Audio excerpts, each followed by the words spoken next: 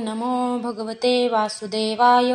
तर आपण श्रीमद भागवत महापुराण पाहत आहोत आणि त्यातील हा आपला 9वा स्कंद. 9व्या स्कंदातील अध्याय प्रथम अध्यायामध्ये आपण वैवस्वत मनूचा पुत्र शुद्युम्नाची कथा पाहणार आहोत. परीक्षिताने विचारले, भगवन, सर्व मन्वंतरे आणि त्यात अनंत शक्तिशाली भगवंतांनी केलेल्या चरित्रांचे आपण केलेले वर्णन मी ऐकले. मागील कल्पाच्या शेवटी द्रविड देशाचा राजा राजर्षी सत्यव्रताने भगवंताची सेवा करून ज्ञान प्राप्त करून घेतले आणि तोच या कल्पामध्ये वैवस्वत मनू झाला. आपण त्याचे व इक्ष्वाकू इत्यादी त्याच्या राजे झालेल्या पुत्रांचे सुद्धा वर्णन केलेत. ब्राह्मण, आता आपण त्यांचे वंश आणि त्यांच्या वंशातील राजांची चरित्रे वेगवेगळी वर्णन करा. महाभाग, हे ऐकण्याची आम्हाला नेहमीच उत्सुकता असते. वैवस्वत मनूच्या वंशामध्ये होऊन गेलेल्या सध्याच्या आणि पुढे होणाऱ्या सर्व पवित्र कीर्ती पुरुषांच्या पराक्रमांचे वर्णन करा.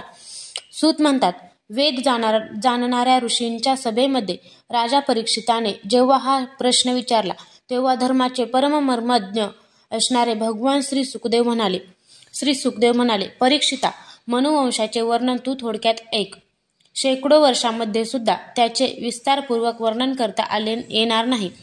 जे परमपुरुष परमात्मा लहान मोठ्या सर्व प्राण्यांचे आत्मा आहेत. प्रलयाच्या वेळी फक्त तेच होते. त्यावेळी हे विश्व किंवा आणखी काहीही नव्हते. महाराज, त्यांच्या नाभीतून एक सुवर्ण कमलकठी प्रकट झाली.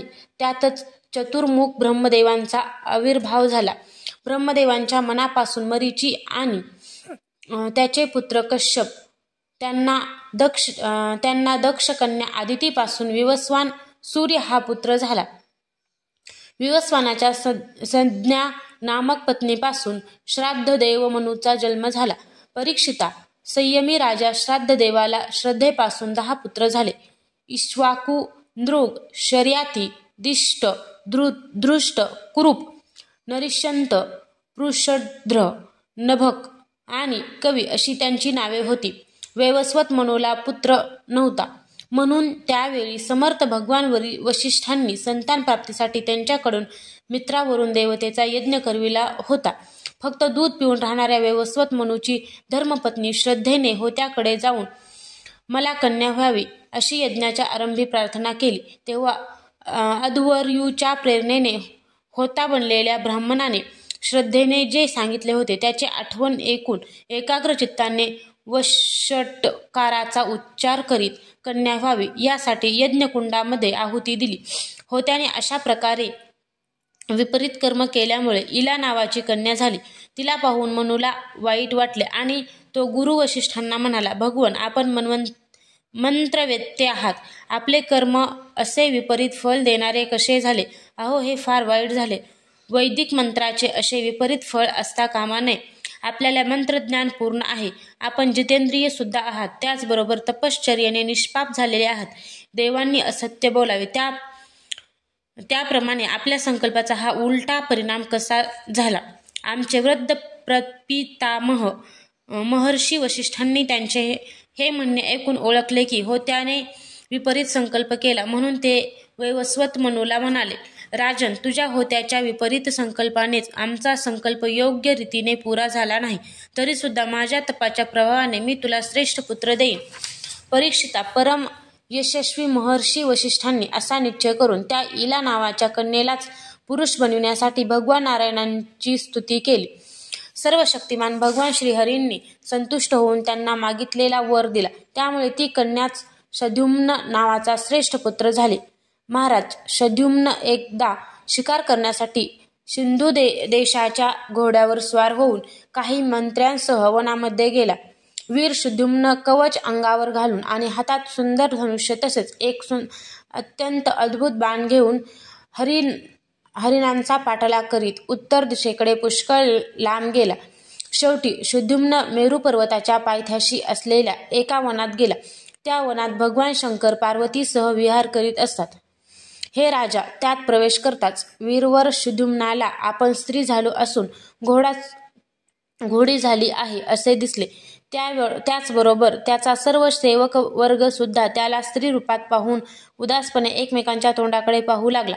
परीक्षिताने विचारले, भगवन, त्या जागी असा विचित्र प्रकार कसा झाला? ती जागा अशी कोणी केली? आपण आमच्या या प्रश्नाचे उत्तर द्यावे, कारण आम्हाला अतिशय कुतूहल आहे.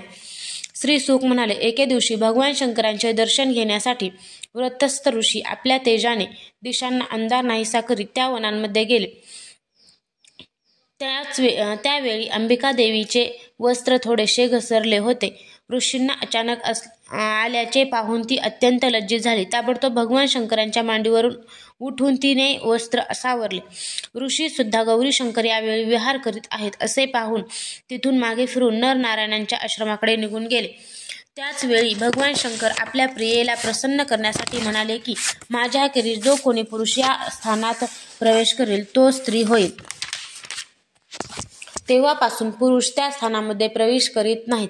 आता सुद्युम्न स्त्री झाला होता, म्हणून तो स्त्रिया झालेल्या आपल्या सेवकांसह एका वनातून दुसऱ्या वनात याप्रमाणे फिरू लागला. त्याच वेळी भगवान बुधाने आपल्या आश्रमाजवळच अनेक स्त्रियांसह एक सुंदर स्त्री विहार करीत असलेली पाहून ती आपल्याला प्राप्त व्हावी अशी इच्छा केली. चंद्रकुमार बुध आपला पती व्हावा असे त्या स्त्रीला सुद्धा वाटले.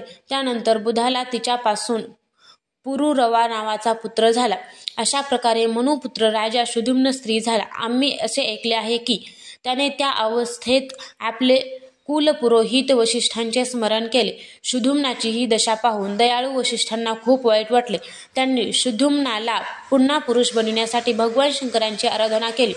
भगवान शंकर वसिष्ठांवर प्रसन्न झाले. परीक्षिता त्यांनी त्यांची इच्छा पूर्ण करीत व आपली वाणी ही सत्य राखीतच असे म्हटले, वसिष्ठा, तुमचा हा यजमान 1 महिना पुरुष आणि 1 महिना स्त्री राहील. या व्यवस्थेनुसार सुद्युम्नाने खुशाल पृथ्वीचे पालन करावे. वसिष्ठांच्या अनुग्रहाने या अवस्थेनुसार इच्छित पुरुषत्व मिळवून सुद्युम्न पृथ्वीचे पालन करू लागला. परंतु प्रजा त्याचा मान राखीत नसे. उत्कल, गय आणि विमल असे त्याला 3 पुत्र झाले.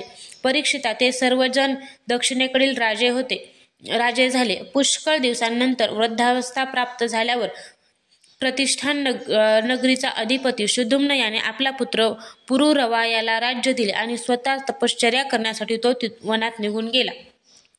अध्याय 1 समाप्त.